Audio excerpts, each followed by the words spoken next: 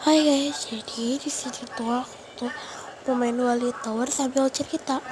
Jadi pas waktu itu aku tuh kan kayak pergi gitu. Nah terus aku tuh perginya tuh malam.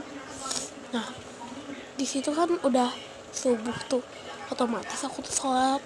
Nah udah sholat, aku itu apa ya, kayak ngeliat gitu apa sih ya, si itu kalian tahu kan apa, jendela, terus jendelanya tuh gerak, terus aku kayak ngeliat tuh, gak tahu halusinasi aku atau bukan. Jadi dia itu apa ya, kayak sebentuknya itu, iya gila aku takut, kayak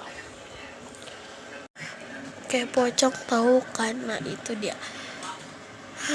Terus aku tuh sholatnya tuh abis mama aku, oke udah dulu ya, bye.